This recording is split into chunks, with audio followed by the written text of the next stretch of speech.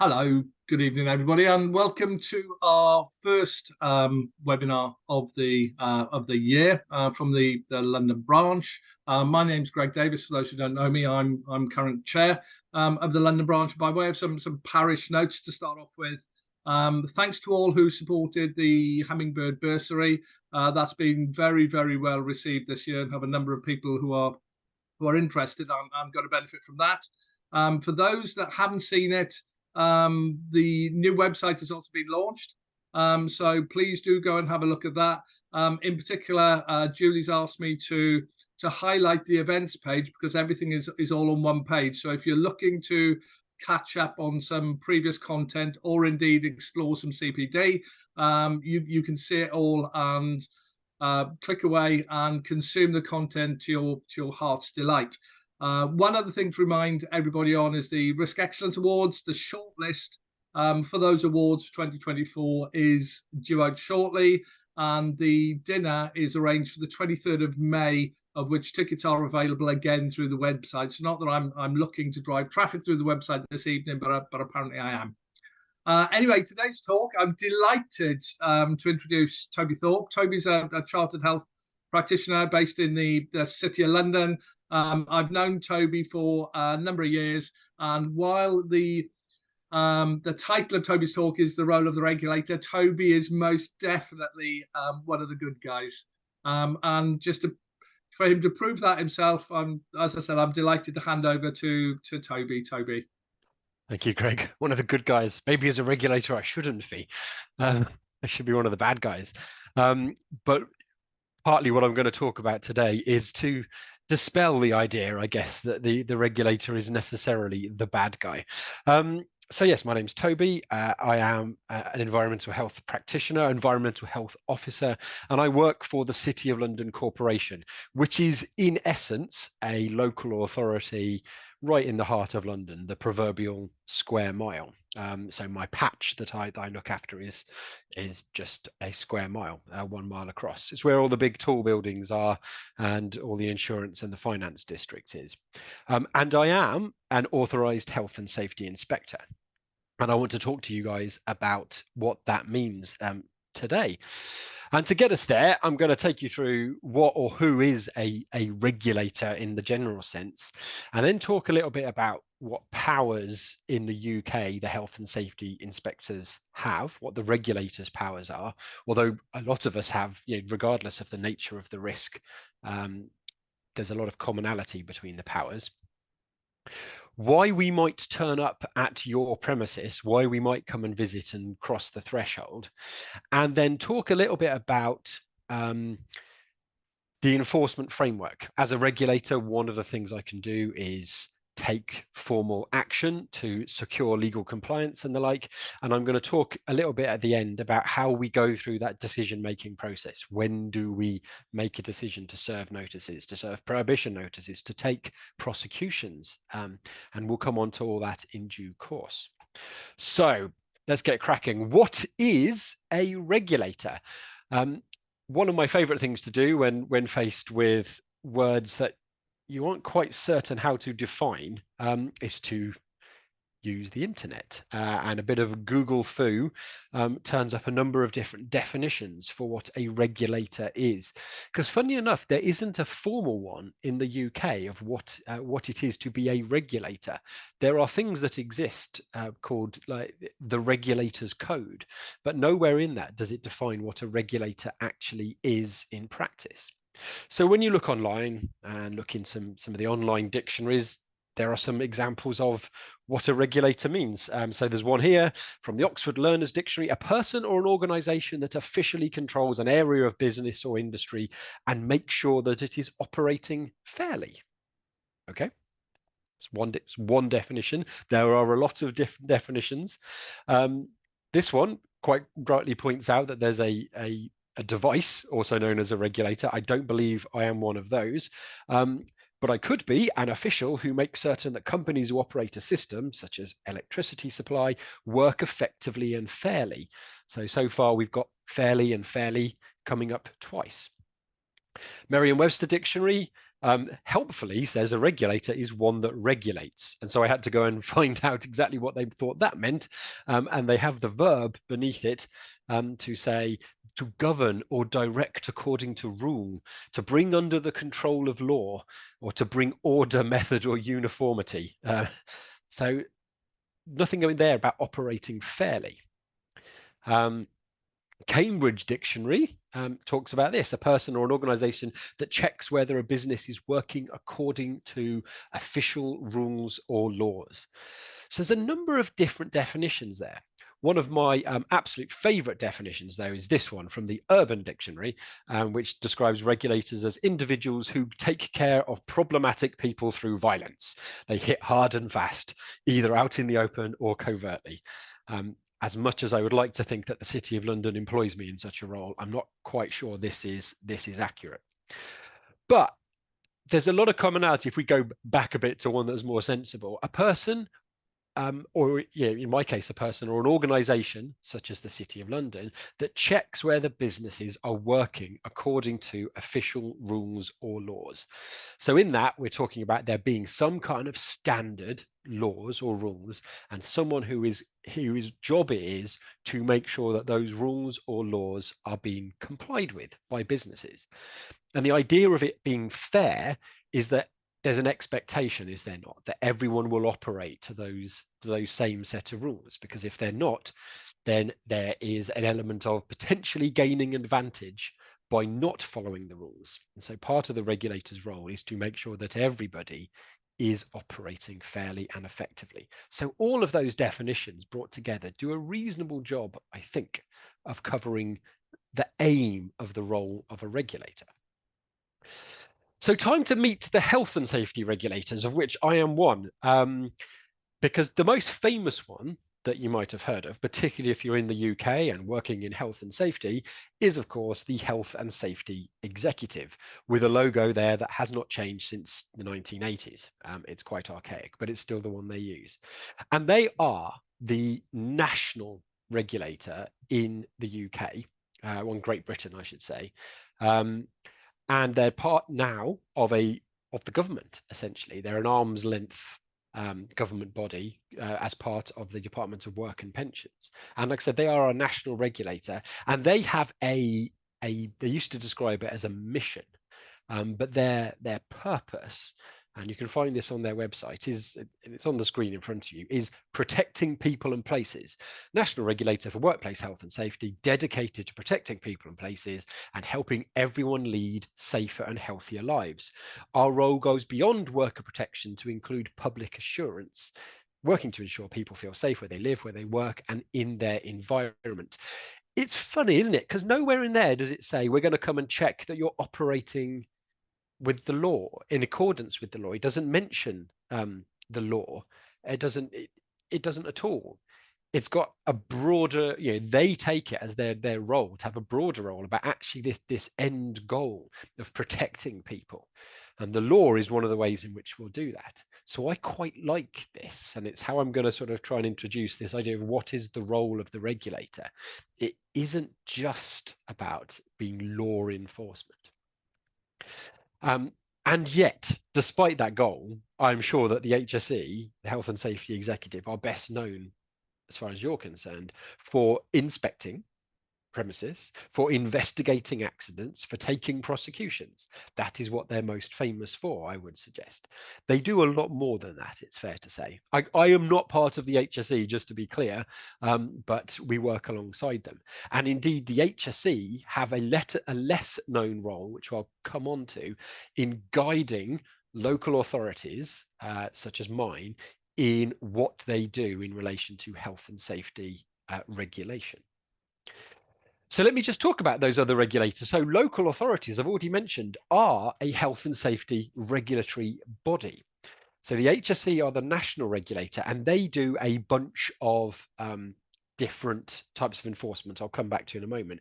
Local authorities are the other big one, and we do a variety of different kind of enforcement, and I'll touch on what the differences are in a second. There are a couple more that you have even less reason to come across unless you happen to work in these sectors. So the ORR is the Office of Rail Regulation, basically railways. So they've got their own dedicated health and safety regulator. And the CQC, the Care Quality Commission, are now the health and safety regulator for those working in, for patients in the healthcare settings. So it's a bit peculiar. The HSE are the regulator for employees, but if you're a patient under the care of the NHS or indeed any private healthcare sector, then the CQC are a health and safety inspectorate for those purposes.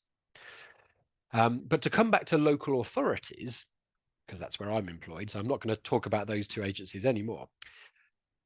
Most of the time in local authorities, the role of being a health and safety regulator is delivered by someone a bit like me. They have a history in environmental health, or they're my equivalent. They have the same kind of degree qualifications, and they are authorised under the UK's Health and Safety at Work Act to be an inspector of health and safety, exactly the same as the HSE's inspectors are.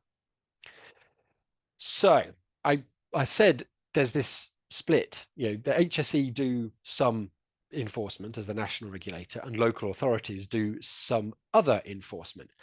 And that's defined by something called the Enforcing Authority Regulations. These just apply in the UK. And they determine which of us is going to be the enforcing agency. And it's principally based on what is the main activity at the premises? What's the main work activity that goes on? And if it's an office or a leisure centre or a retail shop or a hotel or a warehouse or a tyre fit bay, it's likely to be someone like me in the local authority in question that deals with health and safety. The HSE deal with construction, manufacturing, agriculture. They are in essence far more industry focused than say commercial focused. There's an awful lot of caveats in all that. And if you're at all interested in this, then you can go and look up the Enforcing Authority Regulations and something called the A to Z, which essentially goes through a whole bunch of different work activities and is guidance to us as regulators as to, if you know what the main activity at a premises is, who is most likely to be the enforcing authority. And it is important because if we are not officially your enforcing authority, then we're not allowed to enforce health and safety law there. So it's a really key thing that we have to get right as regulators. But of these kind of premises I've got there, up there in front of you, that is in the UK about 60% of workplaces in the UK. About 60% of workplaces fall under the enforcement remit of the local authority. And that means about 46% of the UK workforce falls under the remit of local authorities. So it's roughly a half-half split. It's fair to say that the kind of premises that local authorities enforce at are generally perceived to be of a lower risk in relation to health and safety. To be somewhat glib, local authority premises as a rule don't tend to kill or fatally injure or seriously injure people in comparison to the sorts of premises and activities that are enforced by the HSE. However, those kind of premises do cause about 40% of all known ill health, as opposed to injuries. So there's an awful lot of serious outcomes that are associated with the sorts of premises that we are responsible for enforcement at. And while I say that these kind of premises are low risk, it'd be interesting, it's not a question you have to come online and ask me answer directly, but do you think that those kind of premises are low risk? I work in the City of London. There's some blooming tall buildings and people do some serious work at height, and there's plenty of potential for harm to occur at these premises.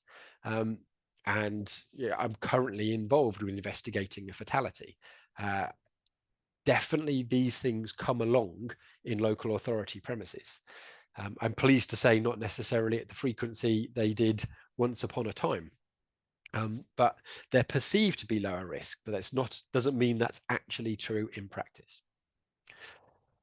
And it's worthwhile mentioning that whilst we've got the HSE as a regulator of health and safety and local authorities, we don't have exactly the same remit as them. Because the HSE, despite this broad mission statement of theirs, protecting people and places, they are a national body with a single focus, which is health and safety. Local authorities have significantly wider functions. If you live in the UK, you live in a local authority, and they are responsible potentially for collecting your bins. They are responsible for organising your vaccination strategies in the area. They've a much wider range of matters that they're expected to take into account. And importantly, they are politically answerable to the local population through local elections and councillors. And health and safety regulation is just part of that function. And that flows through to how local authorities go about regulating in relation to health and safety in a way that the HSE doesn't have to. And on top of that, in the UK, there are about more than 300 different local authorities, and each one of them has their own history. Some have only been created within the last few years. Some have been around for time immemorial, like City of London, essentially, the first ever corporation. So they've got all these differing histories, differing structures, differing political affiliations, differing levels of resource, differing levels of council tax, differing risk profiles in relation to the sectors, the work sectors that are based within them. And because of that, we all of us as local authorities will not necessarily work in exactly the same way as the next person, as the next authority, I should say. We do still have to operate within the same frameworks, but that doesn't mean we always would make exactly the same decisions about what we will do in a given set of circumstances. So it's just worthwhile making that point. And as an environmental health officer, we somewhat cockily, I suppose, would describe ourselves as a profession as being servants of public health, rather than, you know, Her Majesty's inspectors of health and safety. It's health and safety regulation has historically been done by EHOs, but the history of my role is one of public health. But of course, public health and health and safety can easily go hand in hand. Clearly, the workplace has the potential to have a huge impact on the health of the nation. People spend an awful lot of time at work. And so it fits quite well for us as EHOs. And our primary purpose as environmental health officers, EHOs, is to prevent injury and ill health by various different means. And that stretches across all the sorts of things that my profession does, not just health and safety. And across all those different roles, we've got a bunch of powers, but we also spend a lot of time using persuasion. And I suppose we are at least the same as the HSE in that regard. We're all authorized to use certain bits of law, and I'll come on to that on the next slide, of what our powers are. But in practice, we spend an awful lot of our time seeking to prevent injury and ill health by persuading people to get it right, and nudging people in the right direction. So again, it's not just about law, despite the fact I'm going to talk about powers in just a second. On that note, as I remember when I started out as an EHO, and it was definitely a bit of a hand-rubbing moment around, oh, I'm going to get all these powers to be an inspector. And as I've gone on through the years, I find I formally use my powers less and less and less, and focus more on persuasion as a means to an end. As long as you get to the end goal of people being safe, what do you need to be using your powers? But nonetheless, these powers are still available to me. And I suppose anyone who deals with me knows that I do have the powers up my sleeve should I need to use them. At the heart of being given these powers is the goal of securing information we need to do our job, making sure and being able to effectively check that a business is operating fairly and in compliance with the relevant bit of law, and ultimately of preventing further harm from occurring. And so the kind of powers we've got to assist us in that goal are powers of entry. So that's one of our big ones. I am allowed to enter a premises at any reasonable time, and it is offence to obstruct me. I've got various powers that enable me to basically, to be honest, in the Health and Safety at Work Act, there's a very broad power which basically says you have the power to ask for anything you need, essentially, to help you get assistance in your investigation. It's awfully broad. But there are powers in there around getting information from you, requesting copies of documents that I would need in order to make a judgment on whether you're compliant with the law or not. I've got powers to destroy or detain various items if that's necessary. I've got the power to serve improvement notices requiring someone to come into compliance with the law. And one of the more famous ones, a notice to require you to stop doing the thing that you are doing that I think is unsafe and could lead to serious injury, a so-called prohibition notice. But all these kind of powers exist across a whole range of different job roles that I do. I'm focusing in on health and safety, but I could take that list, I could put it into food safety, I can put it into noise pollution, other bits and pieces, and I'd still have a lot of those same powers to go and do that work. Regulators' powers tend to have a good amount of commonality. And I put it slightly separate there as prosecution. And I put it separate because in many ways, prosecution is when something's failed, the system has failed. The duty holder has made a mistake and there is going to be punishment for it. We are holding people to account for their failings, as it were. Whereas all the rest are around investigation, securing future compliance, preventing further harm. Prosecution tends to be something has already gone wrong, and now there's essentially a social contract, if you will, that when harm has occurred, that if appropriate, somebody will be held to account. So now we've met regulators. There's some more Google foo coming up around when you, and I did this some time ago. It doesn't actually work now. In fact, when you type in regulator, you just get a bunch of the images of a regulator device come up, which is very disappointing. But in Google, I did an image search a few years ago and sort of typed in regulator to see what I could get. And I'll just show you some of those pictures now. Because what I think I've described a regulator to you, and yet when you typed it into Google, this is the kind of thing you got. Some chaps in white coats with a clipboard. Hey, some more chaps in white coats with hard hats with a clipboard. There's a cartoon of a chap in a white coat with a clipboard. No white coat, but we still have a clipboard. Oh gosh, gotta love it. Oh gosh, another clipboard. It keeps on going. And I just think to myself when I went through that, that's quite depressing, that is, the kind of image searches that come up. And when I did the same again, I thought, well, I've just typed in regulator. Let's type in inspector instead into Google and do my image search and see what it comes up and throws up. Well, at least we've gone a bit less sexist. We have a woman. And so, but she's got, it's either a clipboard or an iPad, but I feel like it's the same vibe I'm getting. Still no white coat, but we do have a clipboard still. He's looking quite stern as well, and he's got his hard hat on. This chap's looking very stern. He's got a nice bright tie though, but he's definitely got his clipboard. This is a man who's not happy with you, and he's definitely going to tell you off because of what you're doing. Again, we have all the PPE going on here. She's clearly doing an inspection, but she's got her clipboard. Can't tell if she's impressed with what she's seen or not. And this man here is doing one of my favorite kinds of inspections, which is one of something a long way away from where I am right now.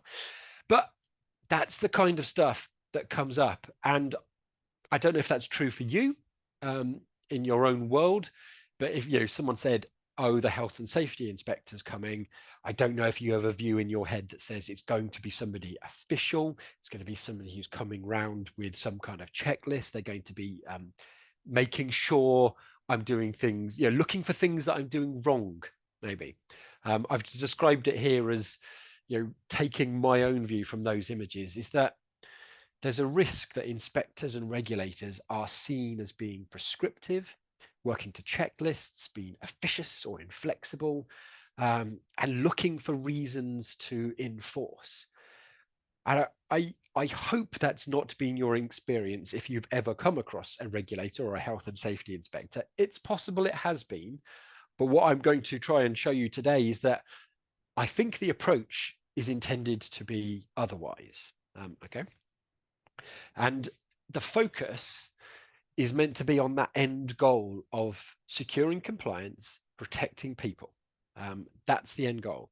The act of regulating is coming around with a checklist, but the end goal is surely we just want workplaces to be safer. We want people to be coming to work and going home with all their limbs and in the same health, if not better health, than they came to work in the first place with. And in the UK, this is made slightly trickier because I've put had in brackets. I've added had since the last time I did a talk like this. Thank you, Brexit. Maybe let's not go down that route. But our health and safety legislation derived from European directives initially, which the UK was heavily involved in putting together. And it created goal-setting legislation in the UK, particularly in health and safety, where the end goal was safety. And it didn't necessarily lay out step by step how you were to get there. And where there were still gaps, as it were, in, well, how do we get to that end goal of safety? Then, generally speaking, the work sectors themselves, the industries, were expected to come up with guidance and come up with frameworks to determine what good looked like, what compliance looked like in relation to this goal-setting legislation. And the challenge there as a regulator is there isn't one single way of doing safety. There's lots and lots of different ways. There's established practice, but again, one business is not the same as the next business, even if they're side by side and working in the same sector. And there are good reasons for that. And we need to be mindful of that as regulators. Now, the challenge there is that means as regulators, in addition to anyone out there working having to be competent, those making enforcement decisions also have to be competent and sufficiently competent to understand the frameworks and the legislation being used. And as a consequence, there's space there for like a tick box checklist approach, but it does not always suffice because there isn't always one size fits all for every single sector you come to. So what that means is an opportunity for me to go on to talk about health and safety inspection. This idea that a regulator is going to turn up at your door, cross the threshold with my checklist, with my clipboard. I don't even have a clipboard, it's fair to point out. I do not have one in the office. To be honest, instead I use a phone instead these days, but that's not the point. I don't have a clipboard. But what is a health and safety inspection? If we're turning up as a regulator with or without clipboard, for many, many years, what we did as health and safety inspectors was to knock on the door and say, and have inspect, essentially, to walk around, to look at your safety systems, to look at procedures, to look at risk assessments, to watch the work activity in process. And frontline regulation was principally delivered by inspection, face to face with business. And as it puts there, an active examination of policies, procedures, and how well they're being implemented. And it still is a key tool for us as regulators, and it's still possible to turn up with a checklist. But I would argue that it has a dwindling role in modern day regulation in the UK. Still very much there, but it's not everything it once was. And I'll talk about what the reality and the limitations of inspection are. I'm mindful of time as well. I'm going to have to get a crack on. The reality is we cannot inspect everyone. In the city of London, there's 20,000 workplaces, and as you see, there's only a couple of us, so we cannot possibly inspect everyone. So why do we go and inspect, and why might we not? As in all policing and regulation, it's fair to say, I think, that the threat of being identified as being not in compliance with the law helps you be in compliance with the law, does it not? The idea that you could be caught, your business could be caught, could be fined, there could be consequences. And we're on board with that, funnily enough. But what we want to do is use our resource wisely. And so we would attempt to target areas of likely non-compliance. There's very little point in us inspecting a business if we have a strong reason to believe that they are likely to be compliant. Instead, we want to go to the so-called rogues who are likely to be non-compliant. That is the best use of our time. Most of our visits should ideally result in some kind of action, because that would suggest we're going to the right places. And enforcement, it's fair to say, and certainly like formal enforcement, prosecution and the like, is quite resource intensive, takes up an awful lot of time because it has to be done properly, formally and correctly. So it is much more useful to us to be able to advise and persuade where possible. As a consequence, we have to make informed decisions about enforcement every day, but within the limits that are defined by our local and national factors. And I'll come on to what that means in a little more detail as we go on. So to determine how we decide where we go, where we put our resources, the HSE have produced a strategy. This is their national regulator called Protecting People and Places, a 10-year strategy. And in it, they say a few different things. I've picked out this one where, because it speaks to kind of the regulatory side of things. There's a lot of things that don't, because it's more than just the law.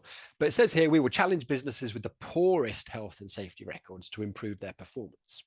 And we will use our full range of enforcement approaches to take action against businesses who don't comply with the law or are cutting corners. Okay, we will use data and intelligence to direct our resource and expertise. All good stuff. They also critically recognize how important it is to work with others to achieve shared or complementary objectives. Those are just two of the items I've pulled out of their national strategy. And they talk about doing that in collaboration with others. That might be you in your role, or, as is genuinely the case, it might be collaborating with us as so-called co-regulators.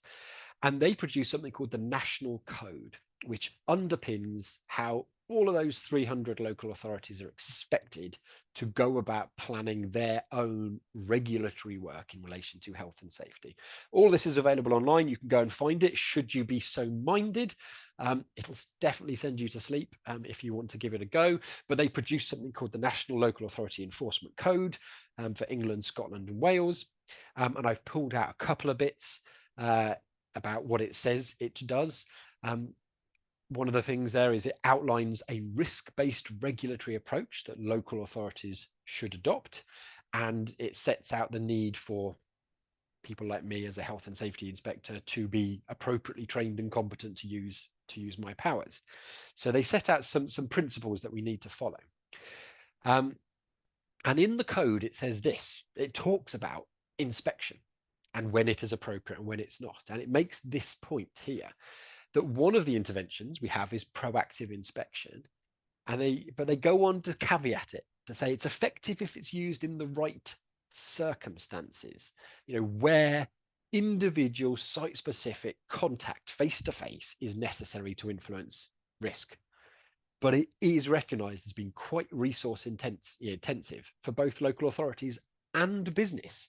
It takes up business time as well. So should only be limited to the highest risk premises. It's not an effective use of public or business resources to inspect comparatively lower risk premises. Fair point.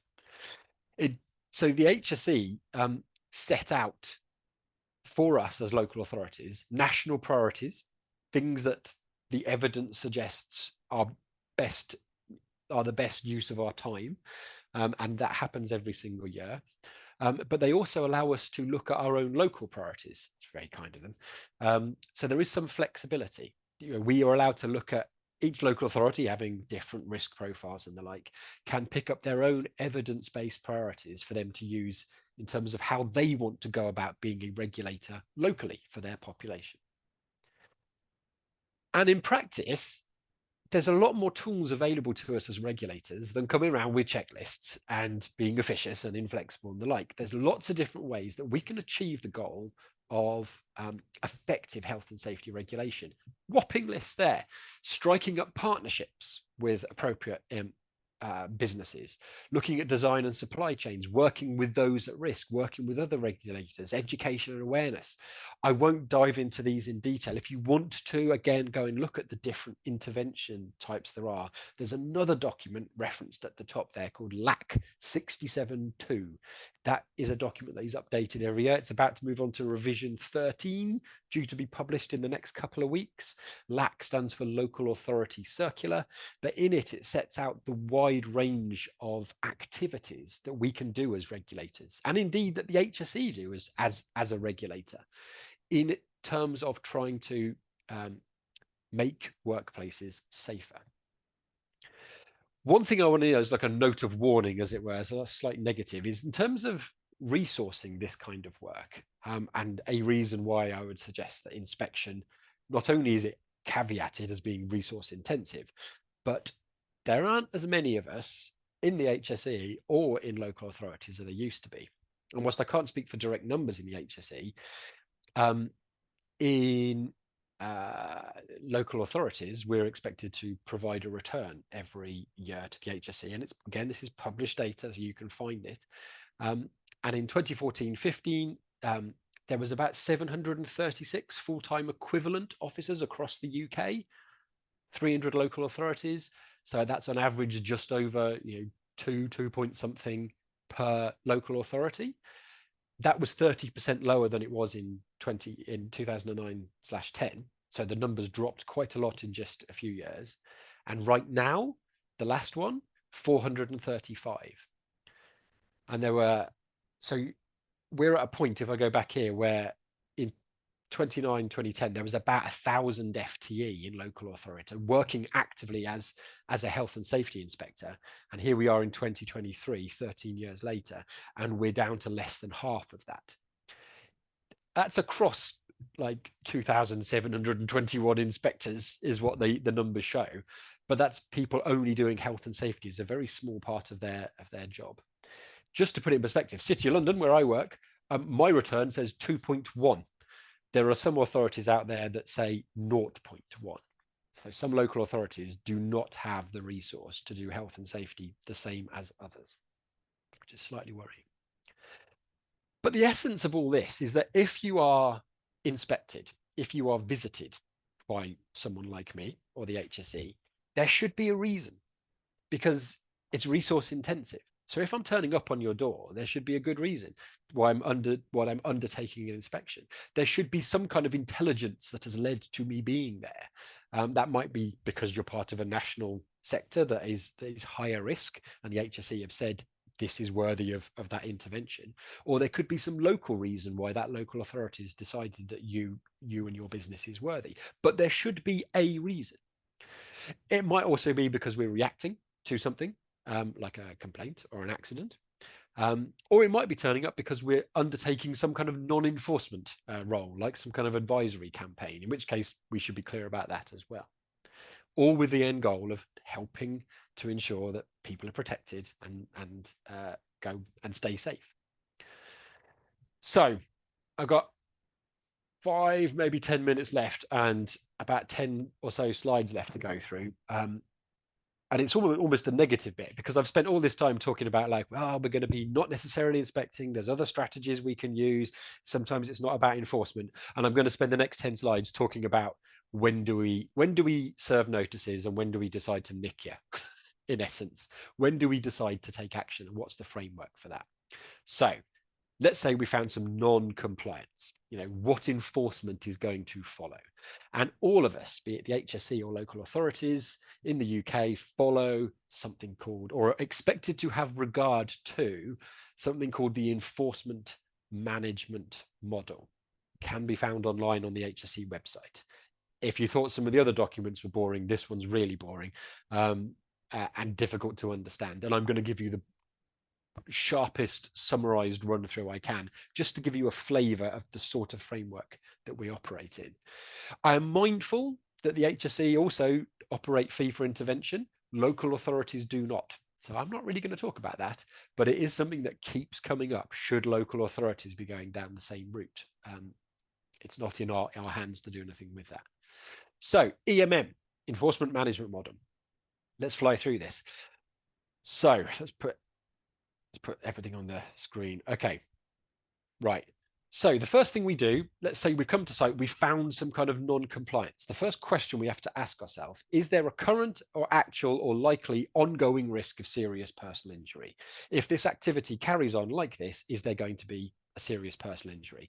And if the answer is yes, it's pretty straightforward. Serve a prohibition notice. Bring this activity to a halt using your formal powers.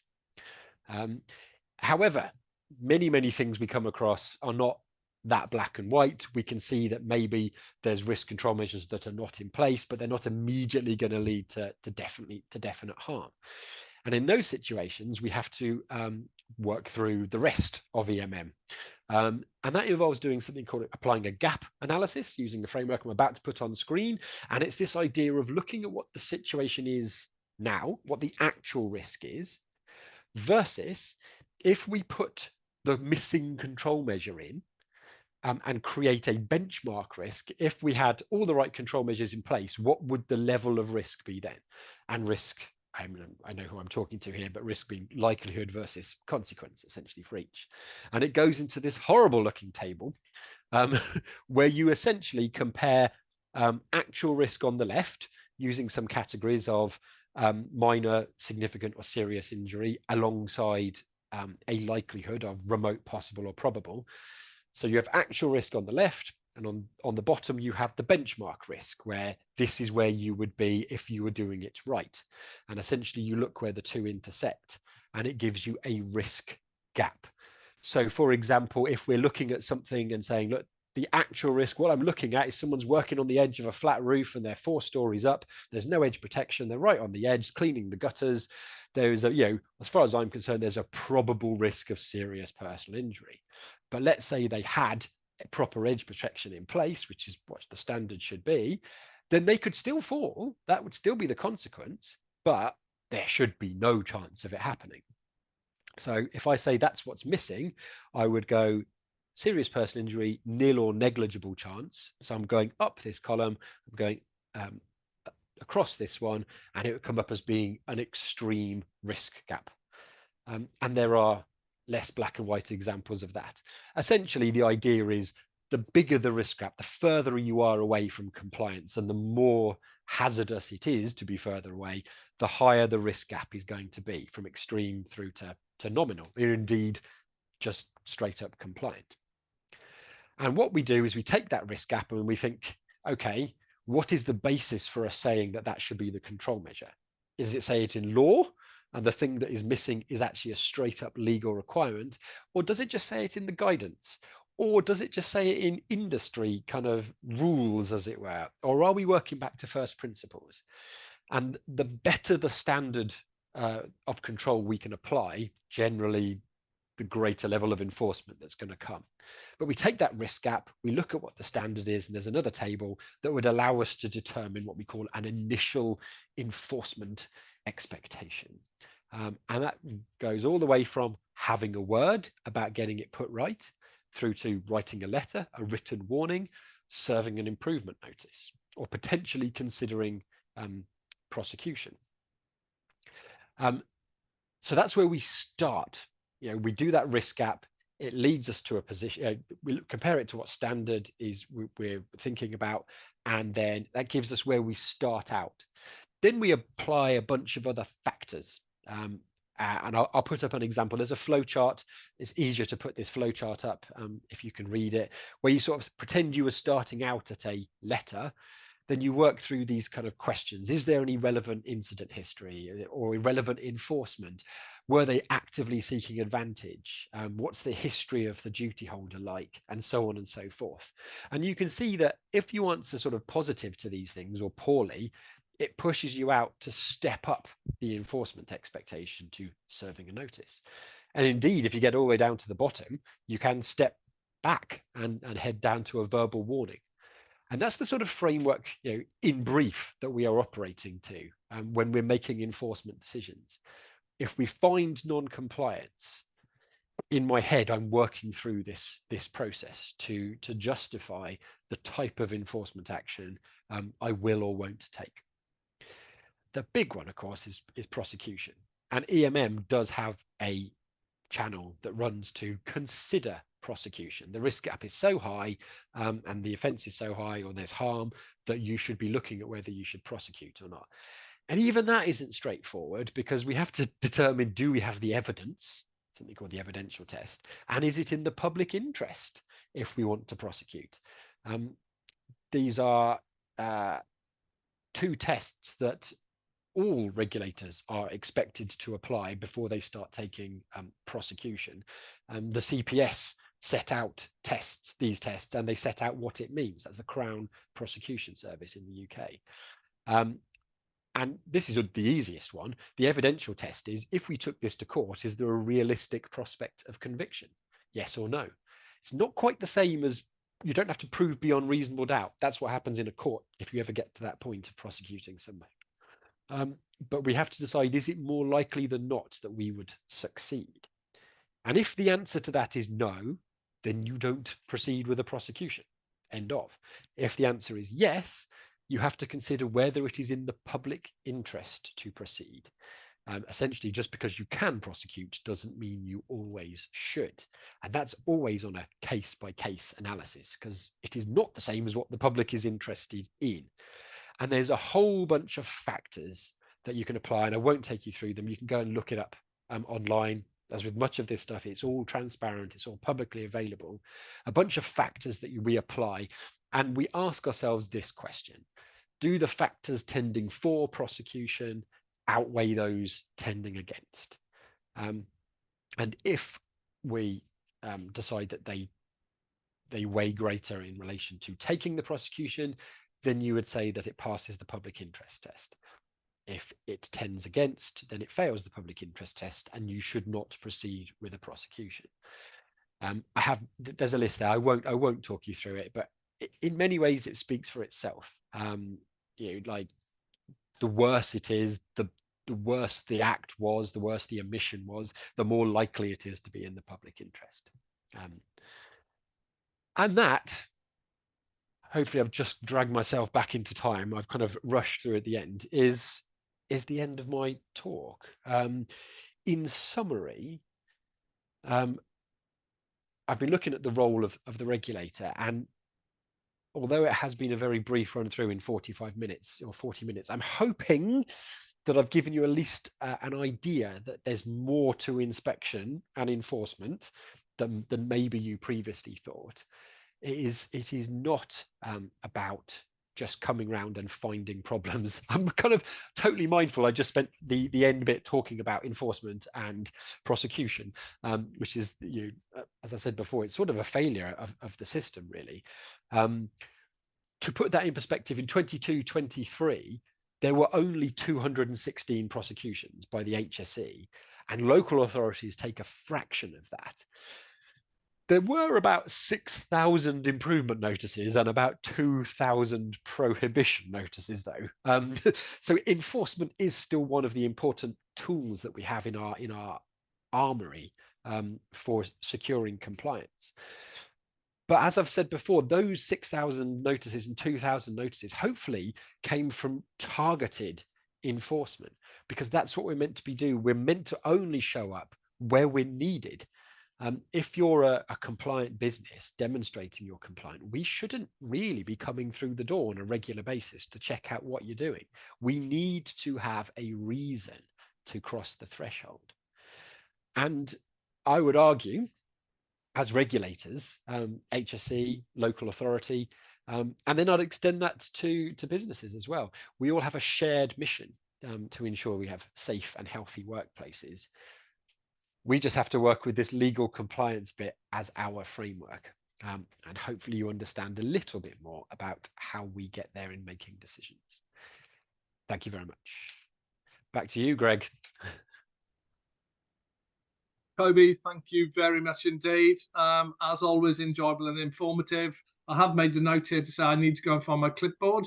So that's something I need to get. We've had a couple of questions through so far. One was I think, an observation more than a question, which said in 2010, it was Lord Young's report, Common Sense, Common Safety, that talked about offices, shops, and classrooms being low hazard environments that I think got translated into low risk. But of course, they're not the same. Just because you're low hazard doesn't mean you're low risk. It's you're only low risk if you then make what hazards you've got. And bearing in mind, slips, trips, and falls, and lifting and carrying tend to be the two greatest causes of workplace injury. They can happen anywhere, but also our sectors that will fall under your jurisdiction. Yeah. One other thing in looking that came to my mind is complaints and riddle, maybe two examples that might precipitate a knock on the door from you. What kind of that process would be? You know, how have you arrived at that knock on the door? Bearing in mind, I think that the number of people on the webinar are likely to see a local authority enforcer over an HSE enforcer for such a thing initially, I'm guessing. Rightio. Yeah. I'll deal with the observation first, just because it's like 2010, new risk getting very political, but I would draw a direct link between Chris Grayling's request for there to be 1/3 less health and safety inspections and what happened to health and safety regulation in local authorities. They got it went to 10% over a course of about 2 years. It just dropped off when basically local authorities were told, oh, you're cash strapped and the government don't want you doing health and safety inspections anymore. And environmental health as a resource was purposed elsewhere. So I think there's a very direct line that can be drawn. But inspection isn't the be all and end all.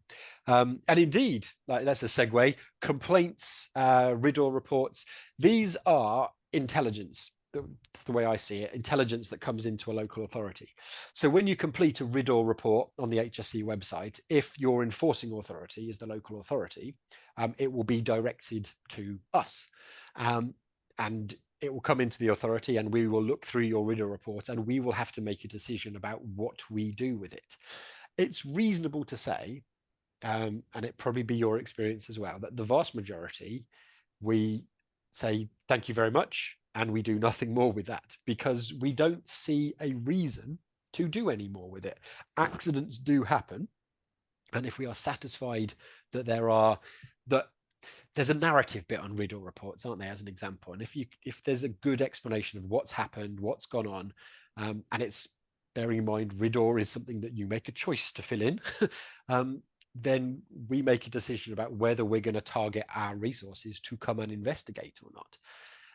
But there is something called the incident selection criteria. And again, I believe it's available online, that the HSE use and that local authorities are expected to have regard to, that essentially sets out the kind of accidents and incidents that are reported that are regarded as being mandatory for investigation, and those that are a bit more like you should investigate or you should definitely ask further questions for, and those that are likely not to merit it.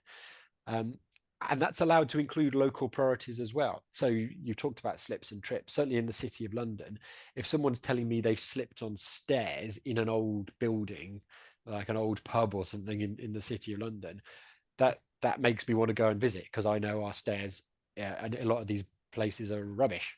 So I want to come out because I know from a local point of view that there's a greater chance of me finding a problem than if I go into, say, a brand new office building, someone's had a slip on a stairwell. I'm like, I'm unlikely to find a problem here. And so it's less worthy of my time. I might still come just in case you're in the city, but we're making decisions using the instant selection criteria and still thinking about that. Is this more likely than not to turn into some kind of an issue where we're going to find non-compliance?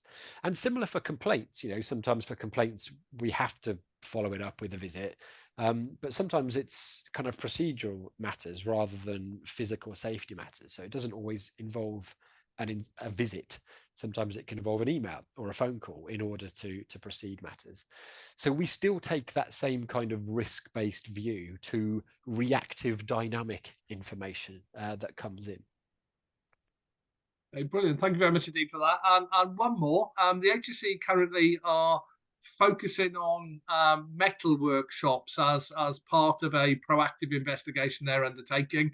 Are the local authorities, are we likely to see any proactive investigations coming through from the local authorities along similar lines, or what might lead to one of those? So metalworking fluids, I think, is the one that the HSE are targeting, not local authority enforced. Yep. So that's very much for them. But that document I talked about, the LA LAC 67.2, said revision 13 is about to be published, but revision 12 is out now, and there's an annex in there, Annex A, which sets out the sectors and the sorts of work activities which would be appropriate for proactive inspection. And in local authorities, that tends to be high volume warehousing, workplace transport, work at height issues, racking. So those sorts of things. And I believe we don't have a lot of that in the City of London, funnily enough. So you won't get it from me. But there will be other local authorities in the UK where that is entirely appropriate. Funnily enough, Greg, one of the, because you and I both know that we have a lot of these in the city, cooling towers in urban areas are not right for proactive inspection, but there is an expectation that local authorities will intervene in some way this year, following a particular outbreak in a built-up area last year. So every single year, the priorities change, and it's meant to be responsive to data. So if you go and look at what Annex A says in the LAC 67.2, you'll get an idea what local authorities are being directed to put their attention towards. Brilliant, Toby. Thank you again for that answer. I'm recognising the time, and I think we should let you go after that. It just remains to say, on behalf of the London region and the committee, thank you very much indeed for your time this evening, and thanks also to all those who attended this evening. Have a good evening if you're in the UK, or a good rest of your day wherever else you are in the world. So thanks everybody very much indeed. Once more, thanks again, Toby, and thanks also to Julie's dog. Sorry. Good night, everyone. Thanks all. Bye. Good night all. Have a good